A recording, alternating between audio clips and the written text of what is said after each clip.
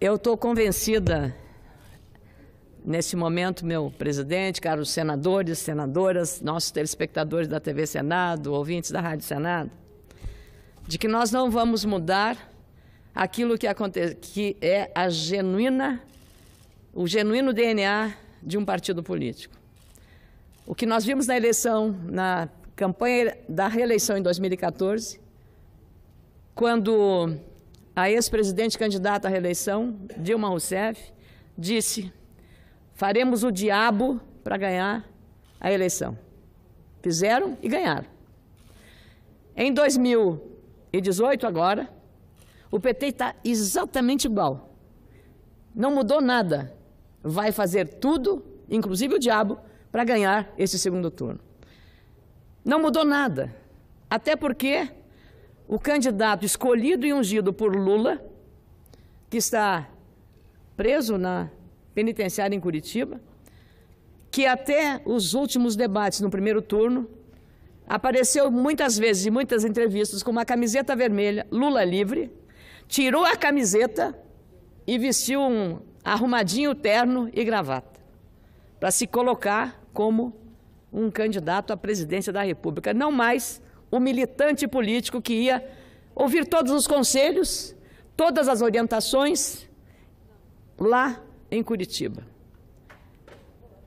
Como agora o discurso é outro, e aí me valho de uma preciosa referência de um grande, o chanceler de ferro da Alemanha, no século XIX, Otto von Bismarck, e que foi mencionado pelo meu amigo, que eu respeito muito, Antônio Delfim Neto, num artigo escrito pela Folha de São Paulo no dia 26 do mês de setembro, em que ele abre a frase desse artigo dizendo e lembrando o grande, nobre e grande chanceler e diplomata alemão do século XIX, Otto von Bismarck, que disse o seguinte: o grande Bismarck, com a sua sabedoria animal, afirmou que nunca se mente tanto depois de uma caçada, depois de uma guerra ou antes de uma eleição. Esta frase memorável sintetiza o que está acontecendo agora com o Partido dos Trabalhadores. Que o candidato, que foi escolhido por Lula, usa das mesmas teses, muda todo o figurino, externo e interno. Externo é a roupa, externo é o seu jeitinho de lobo vestido de cordeiro, e faz um discurso de jovem moderno, buscando a conciliação nacional. Mas aquela mesma genética que há 13 anos sempre se considerou um partido melhor que todos os outros, nós e eles. A genética continua a mesma. E a vontade de vencer a qualquer preço, mesmo fazendo o diabo, é também a mesma. Eles esconderam o Lula. Ninguém mais vai lá ver o Lula. Por quê? Porque o Lula disse que não é para ir lá. O Lula está mandando tudo. Vai ser ele, se chegar à presidência, quem vai comandar o país. Já estavam até circulando que se Dilma ganhar, seria presidente do Senado. Ela não chegou nem terceiro, quarto lugar em Minas Gerais. Porque não foi só o impeachment aqui que ela submeteu o seu julgamento. O impeachment foi aqui dentro da Constituição, da regra constitucional, que nós estamos aqui combatendo pelo crime cometido. E também pelos erros políticos cometidos, crime de responsabilidade. Agora, o julgamento foi do povo de Minas Gerais. E esse é o julgamento maior que temos, que é o julgamento das urnas, é o julgamento da liberdade e é o julgamento da verdade. E olha, dizem o que a gente lê, que foi a mais cara campanha eleitoral do Partido dos Trabalhadores e de todas elas. Talvez fugindo da regra até do financiamento público de campanha. Porque dinheiro o partido teve e sempre terá para financiar as suas campanhas. E agora nós estão escondendo o Dirceu, que andou declarando que, se assumir o poder, vão entrar valendo, vão assumir com mão de ferro. Vem com a faca nos dentes. E o próprio candidato disse, numa entrevista, que uma das primeiras iniciativas seria levar o Lula para sua posse no Palácio do Planalto. Ele não pode fazer isso sem autorização do Poder Judiciário.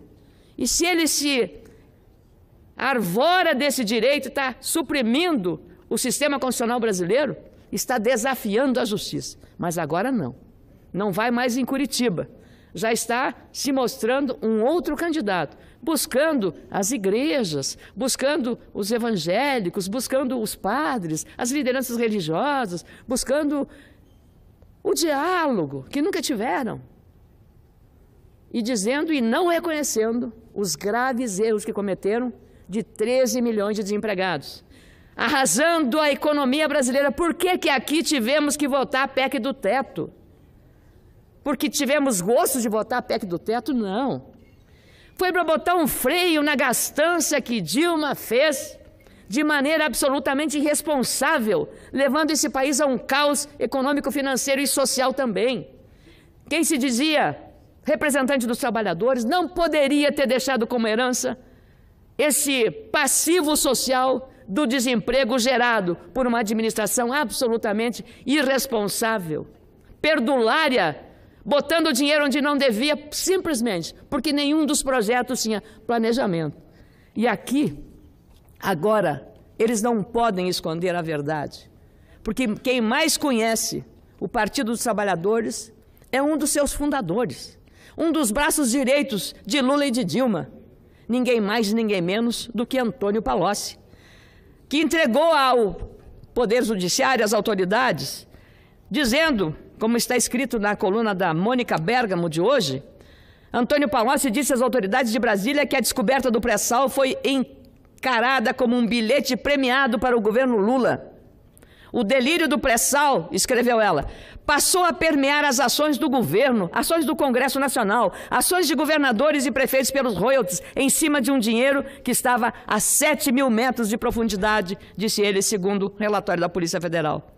Os documentos estão na apelação do ex-ministro envolvendo crimes de corrupção e lavagem de dinheiro envolvendo sondas da Petrobras, o chamado Petrolão, e perderam o sigilo nesta quarta-feira.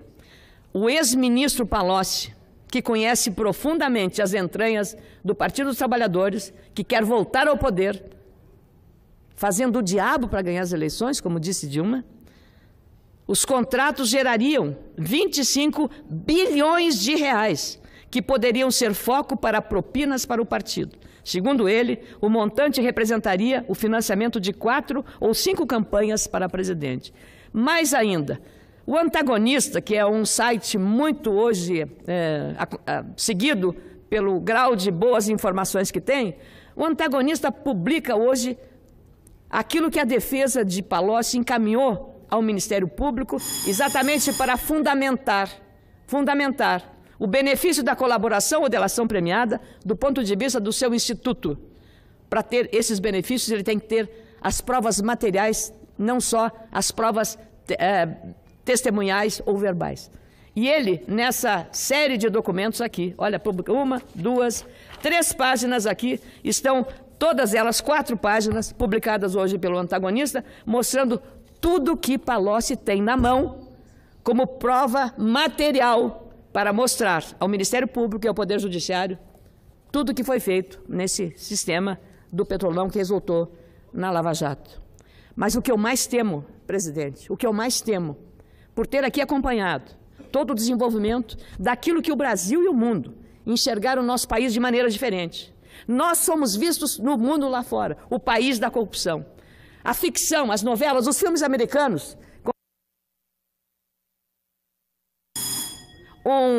uma ficção de uma novela em que o personagem, quando ia fugir, para onde ele ia?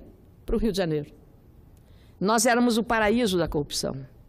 A Lava Jato veio aos poucos mudar este conceito. E da forma como este partido quer chegar ao poder, tirando Lula da cadeia à força,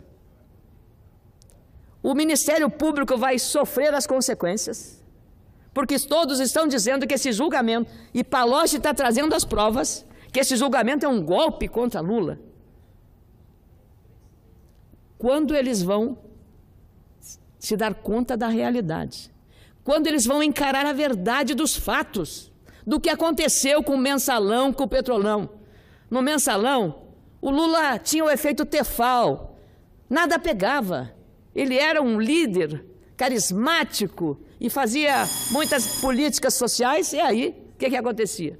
Nada pegava, nada. Nem aquilo que o Duda Mendonça, o publicitário da campanha, disse do dinheiro que mandou para o exterior, Caixa 2, nada pegava.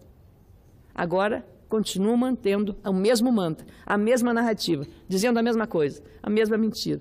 Lula não é culpado. Lula é vítima. Ele é vítima de um golpe. Qual o golpe? Se Palocci está mostrando agora as entranhas de uma dura verdade. Será que em algum momento o PT vai reconhecer os erros que praticou? Mas se ele não fez até agora, não o fará agora, em período eleitoral, que precisa convencer o eleitorado brasileiro que mudou. Mas o PT continua o mesmo. É um lobo em pele de cordeiro. Essa vai ser a disputa nesse segundo turno. Vamos ver como o eleitorado vai entender. Como é que o eleitor vai interpretar essa mudança tão radical de comportamento do candidato de uma hora para outra? Simplesmente para conquistar a confiança do eleitorado brasileiro. Mas o eleitorado brasileiro, no dia 7 de outubro, mostrou claramente que está disposto a mudar o país, a reafirmar o combate à corrupção, reafirmar a valorização da Lava Jato e das suas instituições. Felizmente, isso é uma disputa, e que essa disputa seja o reflexo da verdade do povo brasileiro. Mas não vamos mais aguentar mentiras caladas. Muito obrigado, presidente.